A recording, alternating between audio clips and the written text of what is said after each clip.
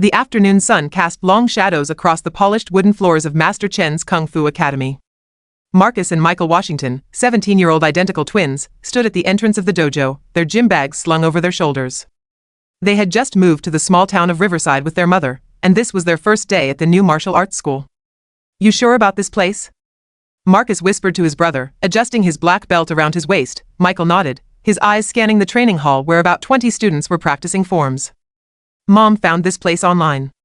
Besides, we need to keep training." What the other students didn't know was that the Washington twins had been training in martial arts since they were 5 years old. Their late father had been a former Special Forces operative who taught them not just Kung Fu, but also Brazilian Jiu-Jitsu, Muay Thai, and tactical combat. They had competed in underground tournaments and trained with some of the most elite fighters in their previous city. But they preferred to keep their skills hidden, only revealing them when absolutely necessary. Master Chen, an elderly Chinese man with kind eyes, approached them. "Welcome to my school. I am Master Chen. You must be the Washington brothers." "Yes, sir," both twins replied respectfully, bowing. "I understand you have some martial arts background. We will start you with the intermediate class and see how you progress." As they changed into their training uniforms, Marcus noticed a group of older students watching them from across the changing room. The largest of the group, a blonde teenager with a permanent sneer named Derek Sullivan, was whispering to his friends. "Great, more diversity quota students," Derek muttered loud enough for the twins to hear. His crew, Brad, Kyle, and Tony, snickered behind him. Michael's jaw tightened, but Marcus placed a calming hand on his brother's shoulder. They had dealt with racist bullies before. The best approach was always to stay calm and focused. During the first week, Derek and his crew made life uncomfortable for the twins. They accidentally bumped into them during forms practice, made loud comments about their technique, and generally tried to provoke a reaction. "I don't think the newbies are cut out for real Kung Fu," Derek announced during partner drills, loud enough for the entire class to hear. "Maybe they should try basketball instead." His friends laughed, but Master Chen shot them a warning look. However, the elderly instructor was often busy with other students and couldn't monitor everything. Marcus and Michael endured the harassment silently, focusing on their training. They deliberately held back their true abilities, performing at what appeared to be a beginner to intermediate level. They didn't want to draw attention or make enemies so early in their new home. "Just ignore them," Marcus whispered to Michael during water break. "Dad always said the loudest dogs are usually the weakest." Michael nodded, but his hands were clenched. Growing up, they had learned that sometimes you had to stand up to bullies, but their mother had specifically asked them to avoid trouble at the new school. She was trying to establish her medical practice in town and couldn't afford any negative attention. 2 weeks into their training, Derek decided to escalate things.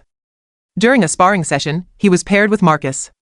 Master Chen had stepped outside to take a phone call, leaving the senior student Brad to supervise. "Let's see what you've got, rookie," Derek said, putting on his sparring gloves with extra force. The rules were simple: light contact, focus on technique over power, and stop when your partner taps out or the supervisor calls stop. Derek had other plans. The moment they began, Derek threw a hard right hook aimed at Marcus's head. Marcus easily slipped the punch, but Derek followed up with a knee strike toward his ribs. Marcus blocked it effortlessly, but he could see Derek was trying to hurt him. "Control your strikes, Derek," Brad called out, but he was smiling. He was clearly enjoying watching the new kid get roughed up. Derek ignored the warning and launched a series of increasingly aggressive attacks. Marcus continued to defend himself with minimal effort, his movements fluid and precise.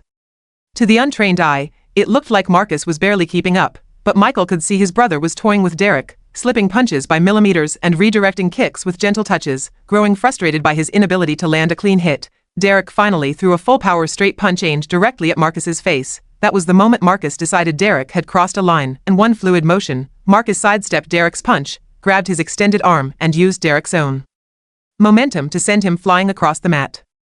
Derek landed hard on his back, the wind knocked out of him. The entire class stopped what they were doing and stared. "What happened?" Master Chen asked as he walked back into the room, seeing Derek on the ground gasping for air. "Derek slipped during practice, Master Chen," Marcus said calmly, offering his hand to help Derek up. Derek glared at him but couldn't say anything without admitting he had been trying to hurt Marcus. He slapped away Marcus's hand and got up on his own. "Perhaps we should work on balance next week," Master Chen observed dryly, clearly not buying Derek's accident but choosing not to press the issue. After class, Derek cornered the twins in the parking lot with his 3 friends. "You think you're smart, don't you?" Derek snarled. "That was a lucky move back there." "We don't want any trouble," Michael said calmly, but his stance shifted slightly, and Marcus recognized the subtle change that meant his brother was preparing for combat. Too bad, because trouble found you, Brad said, cracking his knuckles. 4 on 2. Let's see how tough you really are. Kyle and Tony spread out to flank the twins. They had done this before, cornered new students and taught them their place in the school's hierarchy. Derek threw the first punch. What happened next lasted exactly 47 seconds, but it would be talked about at the Kung Fu school for years to come. Derek's punch never reached its target. Marcus caught his wrist mid-swing, twisted it into a joint lock, and swept Derek's legs. Before Derek hit the ground, Marcus had already moved on to Kyle, who was charging from the right. A simple hip toss sent Kyle crashing into the side of a parked car. Meanwhile, Michael was dealing with Brad and Tony. Brad threw a wild haymaker that Michael ducked under, responding with a lightning-fast combination of strikes to pressure points that left Brad paralyzed and gasping.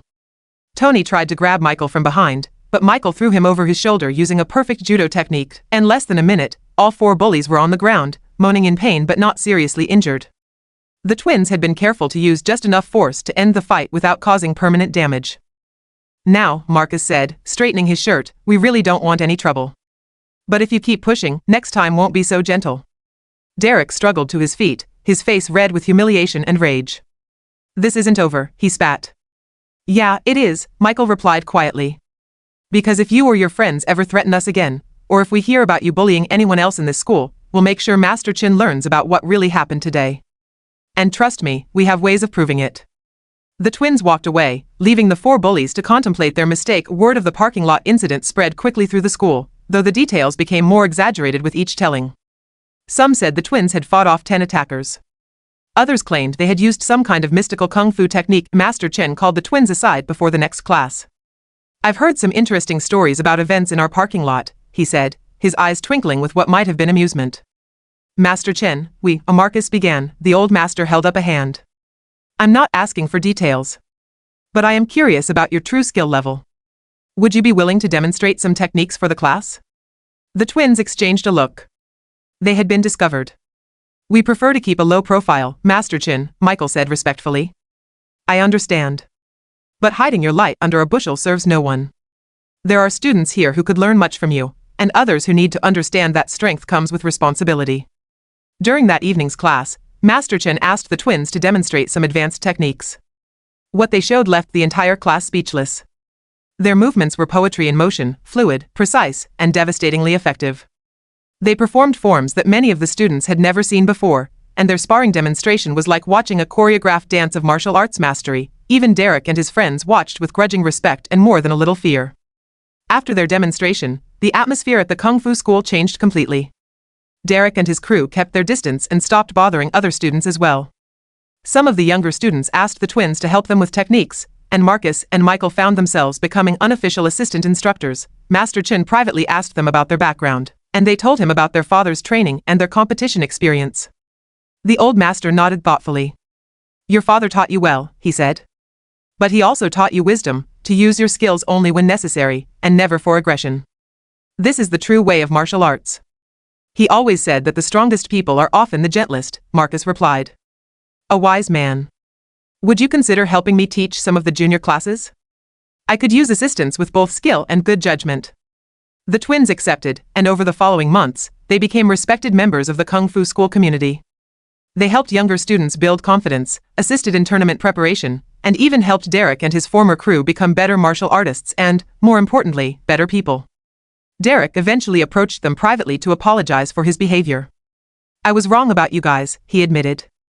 I was threatened because I thought you were going to show me up, but instead you helped me become better than I was. Everyone deserves a chance to grow, Michael replied. Our dad used to say that martial arts isn't about being better than other people, it's about being better than you used to be. 6 months later, the Riverside Kung Fu Academy hosted its annual tournament. Students from schools across the state came to compete. Derek, now one of the twins' training partners, won second place in his division. Several of the younger students that Marcus and Michael had mentored also placed in their categories, but the real victory wasn't measured in trophies. You know, Marcus said to his brother as they watched their students compete, Dad would be proud. Not of our fighting skills, Michael replied with a smile. He'd be proud that we used our strength to lift others up instead of putting them down. Master Chen overheard them and nodded approvingly. That, my young teachers, is what true martial arts mastery looks like. Not the ability to defeat others, but the wisdom to know when to fight, when to show mercy, and how to turn enemies into allies. The Washington twins had learned that sometimes the greatest victory comes not from proving how strong you are, but from using that strength to make everyone around you stronger too. And in a small town in Riverside, at a kung fu school where respect had replaced fear, that lesson would be passed down to generations of martial artists to come. The bullies had indeed been unaware of who they were threatening, not just brutal fighters, but young men with the wisdom to know that true strength lies not in the ability to destroy, but in the power to build up and protect those who cannot protect themselves.